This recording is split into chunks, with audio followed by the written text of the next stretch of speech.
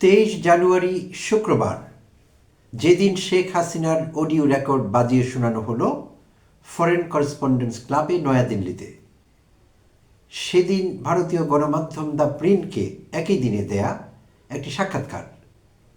প্রিয় দর্শক শ্রোতা, যদি আপনি সেই সাক্ষাৎকারটি পড়ে থাকেন দ্য প্রিন্টে কিংবা অনুবাদে আমাদের দেশীয় কোনো পত্রিকায়, তাহলে তো ঠিক আছে।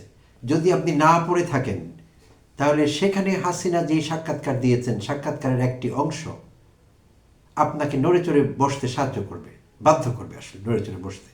এবং এই খবরটি কোক এবং পপকর্ন নিয়ে বসবার মতো, সিনেপ্লেক্সে মুভি দেখতে গেলে অধিকাংশ মানুষ যেটি করেন, এরকম একটি বিষয়। তো দ্য প্রিন্ট অনেকদিন থেকে আমরা ফলো করছি, কারণ প্রায়শই হাসিনা সংক্রান্ত খোঁজখবর এখানে পেয়ে থাকি। তো সেই প্রিন্টে যে সাক্ষাৎকার হাসিনা দিলেন, সেখানে তিনি এখন যে সরকারটি আছে, অন্তর্বর্তীকালীন সরকার, এবং যেই শাসন ব্যবস্থা আমাদের আছে, এটিকে হাসিনা বললেন যে এটি ছদ্মবেশী স্বৈরাচার। হাসিনার মুখে স্বৈরাচার শব্দটি শুনতে আমাদের বেশ ভালোই লাগে। তো শুনলাম ছদ্মবেশী স্বৈরাচার, এবং তিনি বললেন যে সরকার যে বিচারিক কার্যক্রম গ্রহণ করেছে, জুলাই অভ্যুত্থানের হত্যাকাণ্ড বা অন্যান্য মানবতা বিরোধী অপরাধের বিষয়ে যে আদালত গঠন করা হয়েছে, সেই আদালতের বিচারিক কার্যক্রম সীমিত করা হয়েছে। তিনি আরও হয়তো ব্রড চাইছিলেন, সেটি সীমিত করা হয়েছে বলে অভিযোগ করেছেন। শুধু তাই না, আওয়ামী লীগকে এই নির্বাচনে দূরে রাখা হচ্ছে, এই নির্বাচন থেকে, সেই বিষয়ে সমালোচনা করলেন এবং সরাসরি অধ্যাপক ডক্টর মোহাম্মদ ইউনূসকে টার্গেট করে তিনি কথা বললেন যে অধ্যাপক ইউনূসই সব কিছুর জন্য দায়ী। সো প্রিয় দর্শক শ্রোতা, আমরা একটু দেখে নিব শেখ হাসিনা এক্স্যাক্টলি কী বলেছেন তার জবানিতে, তাহলে আমাদের বিষয়বস্তু বুঝতে সহজ হবে এবং বিশ্লেষণটি আরেকটু মজার হবে বলে মনে করছি। হুবহু তার কথার থেকে আমরা জেনে নিব। তিনি বলেছেন, দলটিকে নিষিদ্ধ করার কারণে কোটি কোটি বাংলাদেশি কার্যত ভোটাধিকার থেকে বঞ্চিত হবে। তার মতে এই ধরনের পরিস্থিতিতে অনুষ্ঠিত নির্বাচনকে স্বাধীন, সুষ্ঠু ও বৈধ বলা যায় না। ভোটারদের অবশ্যই তাদের পছন্দের দলকে ভোট দেওয়ার পূর্ণ স্বাধীনতা থাকতে হবে, তাদের অংশগ্রহণ নিশ্চিত করতে হবে। হাসিনা বলেন, অন্তর্বর্তী সরকার জানে যদি আমাদের এই নির্বাচনে অংশ দিতে দেয়া হয়, তাহলে আমরা বিপুল জনসমর্থন পাব। সেই কারণেই আমাদের নিষিদ্ধ করা হয়েছে। ভুলে গেলে চলবে না, ইউনূস নিজেই বাংলাদেশের জনগণের কাছ থেকে একটি ভোটও কখনো পাননি, বরং নিজের অবৈধ কর্মকাণ্ডকে বৈধতা দিতে দেশের আইন কাঠামো নতুন করে সাজিয়েছেন।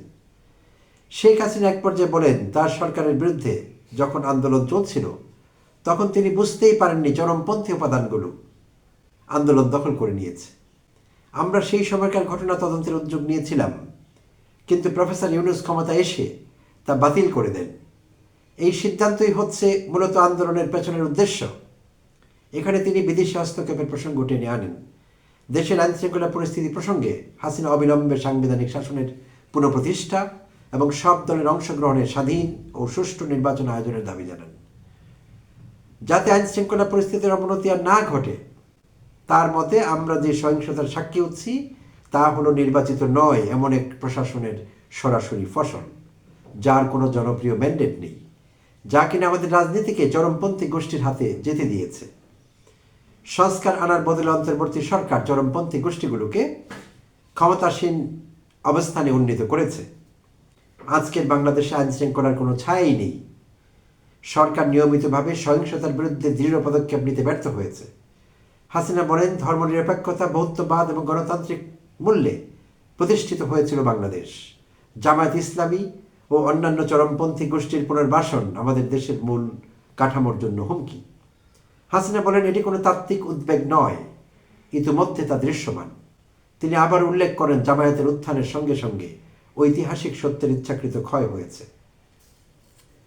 সুপ্রিয় দর্শক, এই তো তার গতানুগতিক বক্তব্য শুনলেন। শুক্রবারে মধ্যাহ্নের আগে যেই অডিও রেকর্ড তার বাজিয়ে শোনানো হয়েছিল সেই ফরেন করেসপন্ডেন্ট ক্লাবে, সেখানে একই ধরনের বক্তব্য তিনি রেখেছিলেন।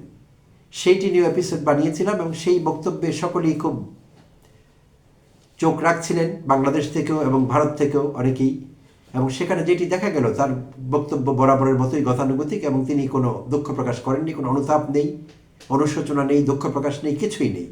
জাস্ট সবসময় যেটি করে থাকেন তেমনই একটি বক্তব্য ছিল। বাট দ্য প্রিন্টেড, আমি যে কথা বলে শুরু করেছিলাম, দ্য প্রিন্টেড সাক্ষাৎকারে এমন একটি লাইন আছে যেটি আসলে আপনাকে নড়েচড়ে বসতে সাহায্য করবে। সেই লাইনটি একটু দেখে নিই একবার চট করে। 2024 সালের ছাত্র আন্দোলনের দিকে ফিরে শেখ হাসিনা বলেন, এই সহিংসতায় যে প্রাণগুলো হারিয়েছে সেই জন্য তিনি অনুতপ্ত। প্রিয় দর্শক শ্রোতা, এটি হলো ক্যাচ। শেখ হাসিনা বলছেন যে প্রাণহানিগুলো হয়েছে সেই জন্য তিনি অনুতপ্ত। এই কথাটি আগে কোনো সাক্ষাৎকারে এই পর্যন্ত হাসিনা মুখ দিয়ে বের করেননি। তো হঠাৎ তার কি হলো?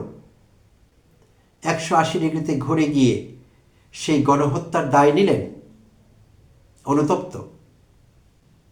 তো সেইটি কি দায় নেওয়া বোঝায়, নাকি সুকৌশলে সহানুভূতি পাওয়ার চেষ্টা করা হচ্ছে বাংলাদেশে আবারও? কি মিন করে এটি?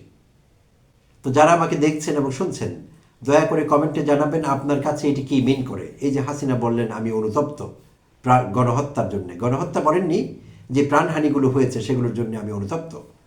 আমাদের তো জানা আছে 1400+ মানুষের প্রাণহানি হয়েছিল, 1400-রও কিছু বেশি।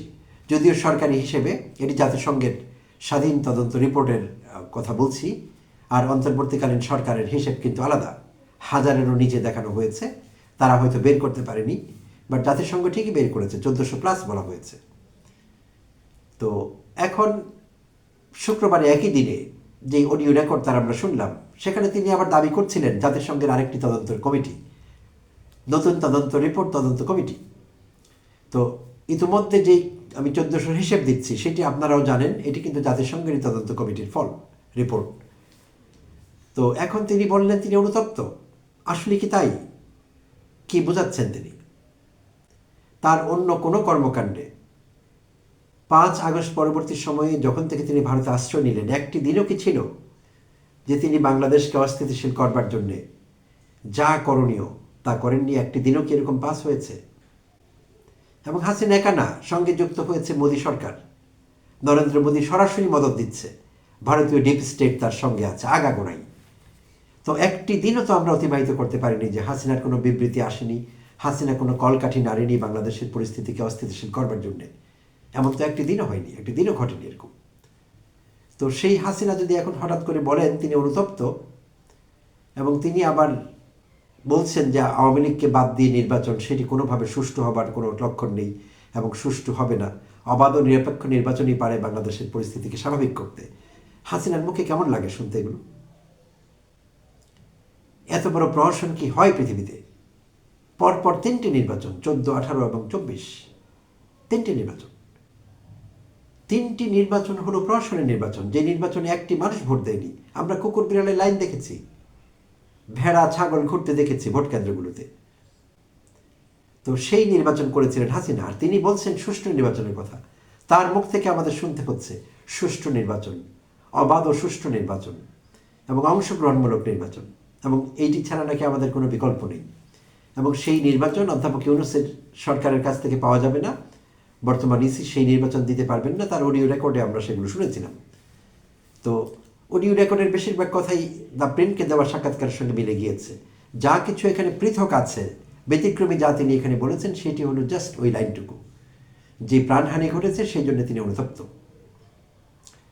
তো এইটিকে কি আমরা কোনো আনুষ্ঠানিক বিবৃতি হিসেবে নেব? না, নেবার কি সুযোগ আছে? যদি তার আনুষ্ঠানিক বিবৃতি এটি হতো, তাহলে তো বাংলাদেশের মানুষের উদ্দেশ্যে তিনি একটি অডিও রেকর্ড করতে পারতেন। সবসময় যেরকম করছেন, কলকাঠি নাড়ছেন বাংলাদেশকে অস্থিতিশীল করবার জন্যে, পরিস্থিতি বিগড়ে দেবার জন্যে, তার পরিবর্তে এরকম আরেকটি অডিও রেকর্ড আমরা শুনতে পারতাম, ভিডিও রেকর্ডও হতে পারত, এবং আওয়ামী লীগের ওয়েবসাইট থেকে সেটি প্রচার করা যেত, এবং সেটি হতে হতো আনুষ্ঠানিক, জনগণকে উদ্দেশ্য করে, এই দেশের মানুষকে উদ্দেশ্য করে, যে আমি গণহত্যা করেছি, আমার সরকার অন্যায় করেছে, সে অন্যায়ের জন্য আনকন্ডিশনালি আমি ক্ষমা চাইছি, আমি অ্যাপোলোজাইজ করছি, আপনারা আমাকে মাফ করুন, এরকম হতো ভাষাটি।